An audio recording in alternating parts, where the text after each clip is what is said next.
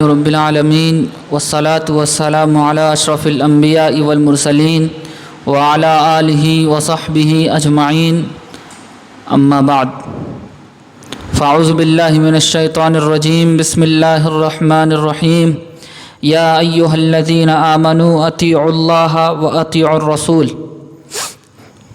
معزز حاضرین، آپ کے سامنے الرحیق المختوم کا صفحہ 38 آپ حضرات کے سامنے گوشے گزار کیا جا رہا ہے، برائے مہربانی سماعت فرمائیں۔ ہیڈنگ ہے شام کی بادشاہی۔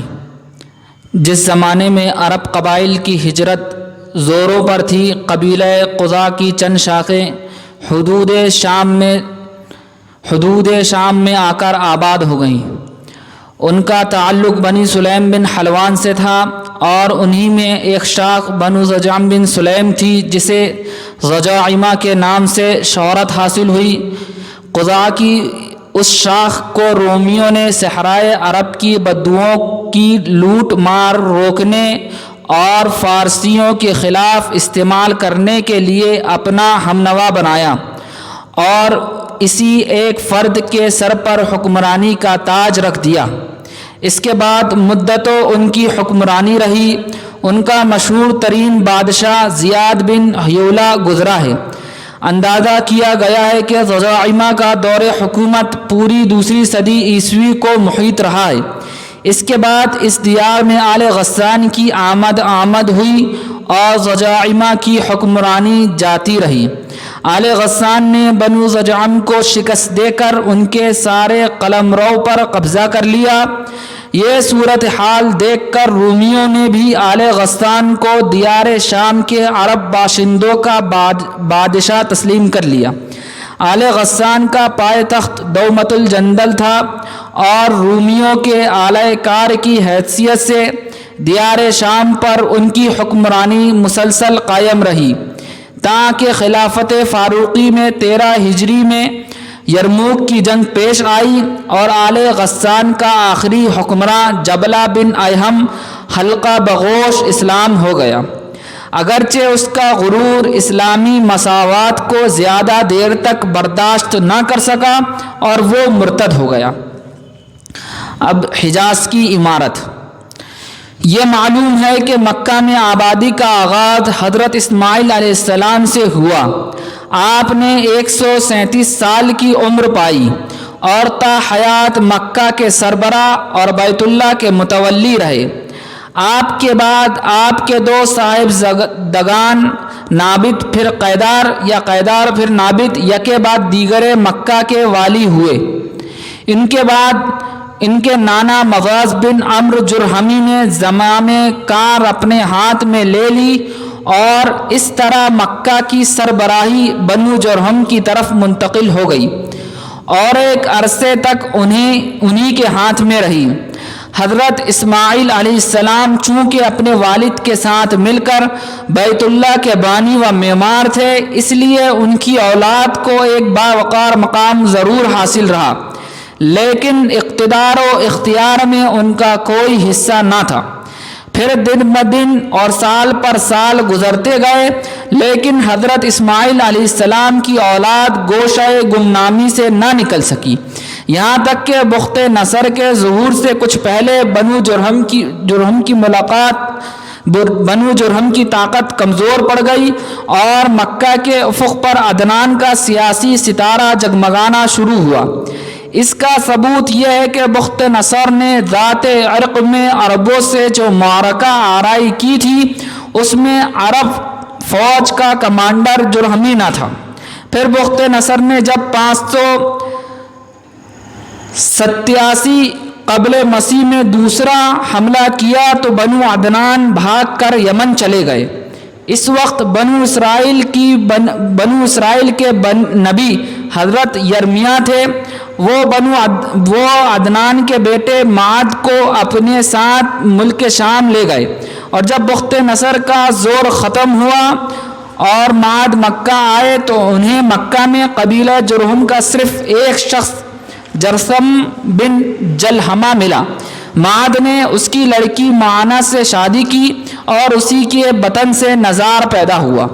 اس کے بعد مات میں جرہم کی حالت خراب ہوتی گئی، انہیں تنگ دستی نے آ گھیرا۔ نتیجہ یہ ہوا کہ انہوں نے زائرین بیت اللہ پر زیادتی شروع کر دی اور خانہ کعبہ کا مال کھانے سے بھی دریغ نہ کیا۔ ادھر بنو عدنان اندر ہی ان کی ان حرکتوں پر کڑتے اور بھڑکتے رہے۔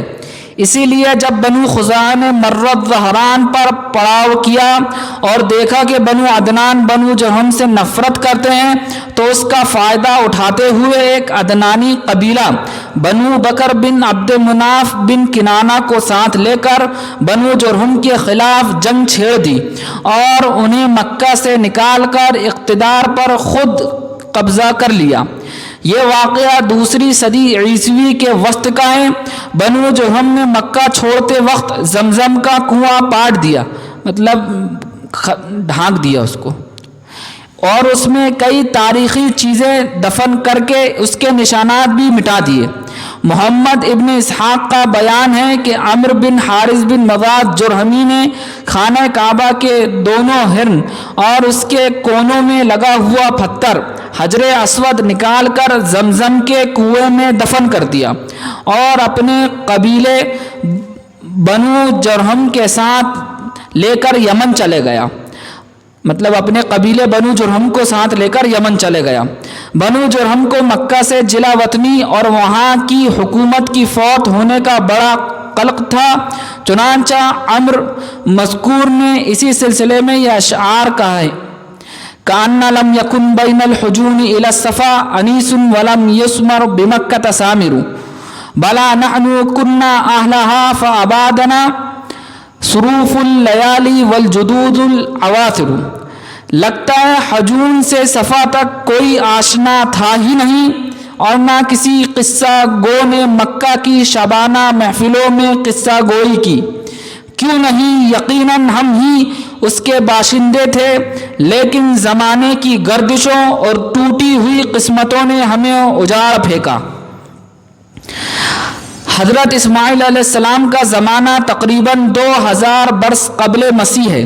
اس حساب سے مکہ میں قبیلہ جرہم کا وجود کوئی 2100 برس تک رہا اور ان کی حکمرانی لگ بھگ 2000 برس تک رہی۔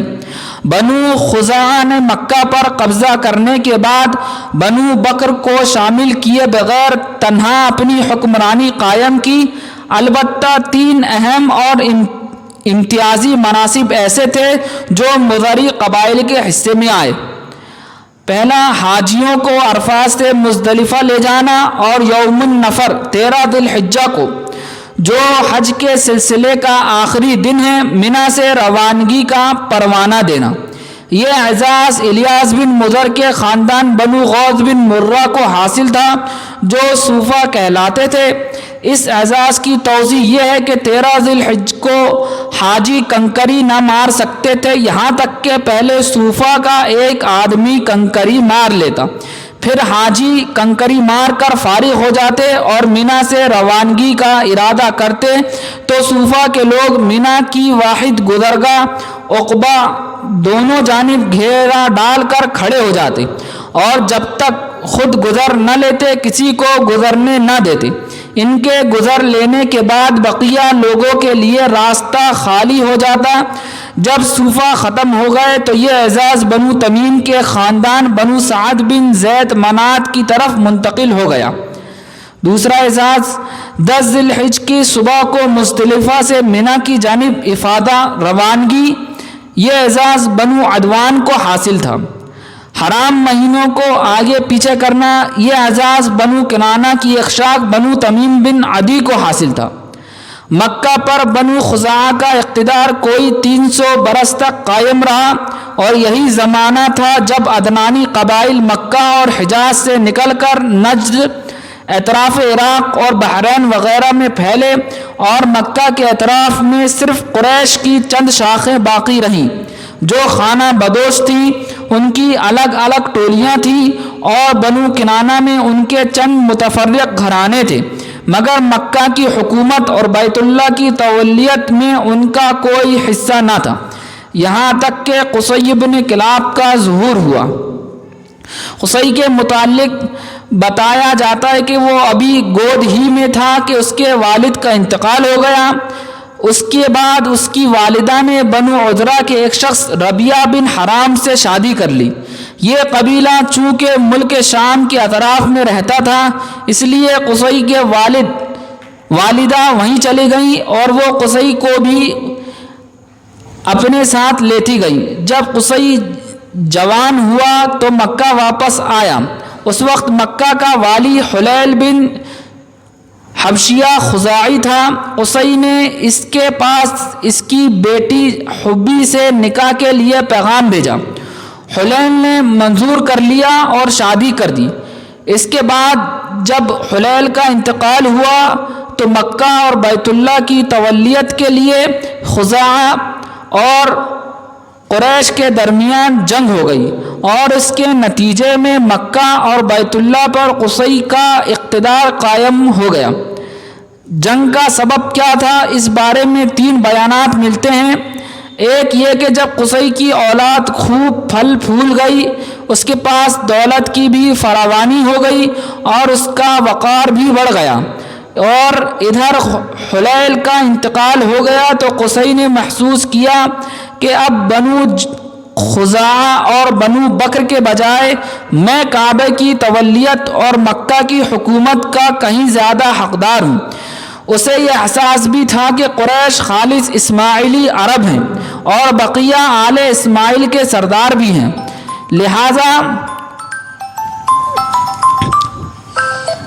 لہذا سربراہی کے مستحق وہی ہیں۔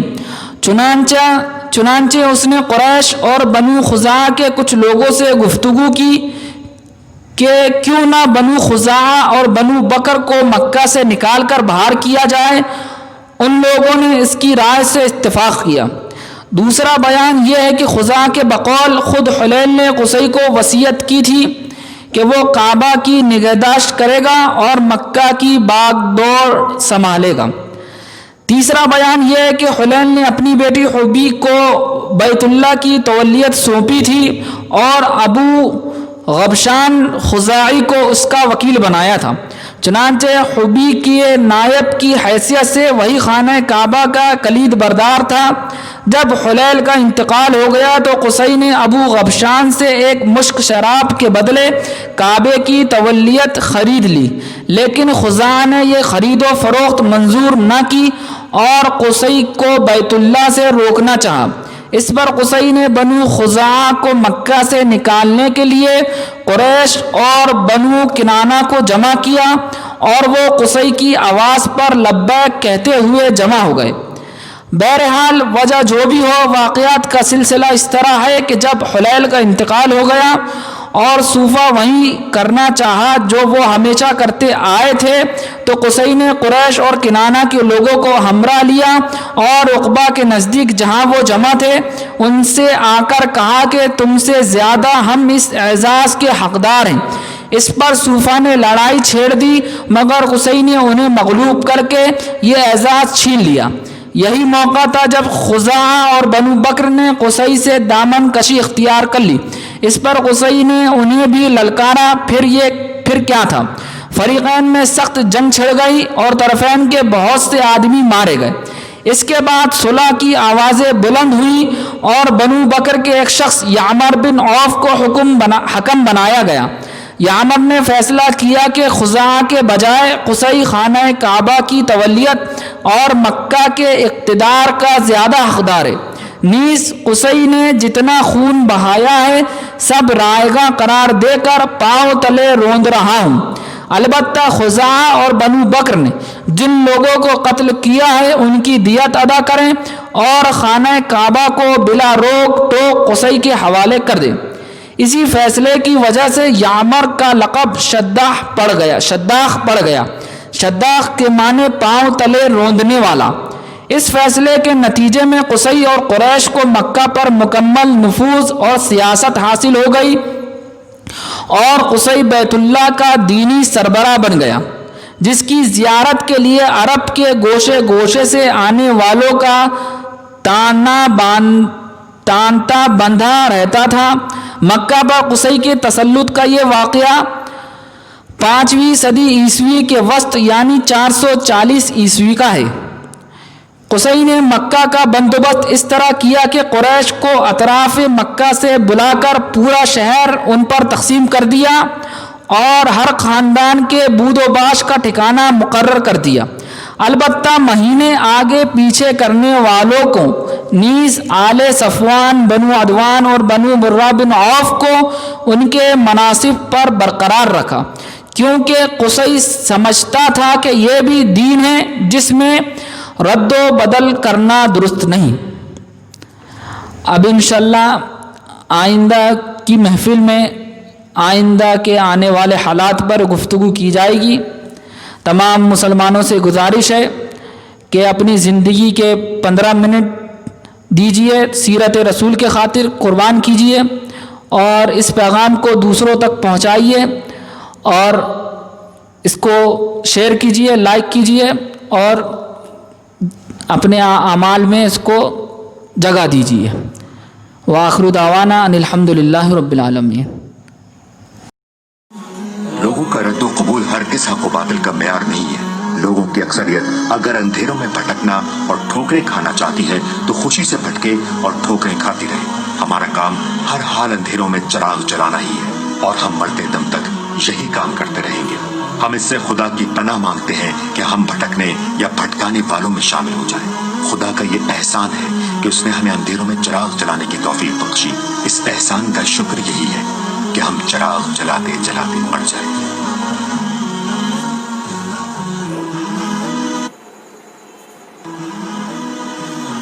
یہ شریعت بزدلوں اور نامردوں کے لیے نہیں اتری ہے، نفس کے بندوں اور دنیا کے غلاموں کے لیے نہیں اتری ہے، ہوا کے رخ پر اڑنے والے خس و خاشاک اور پانی کے بہاؤ پر بہنے والے حشرات الارض اور ہر رنگ میں رنگ جانے والے بے رنگوں کے لیے نہیں اتری ہے۔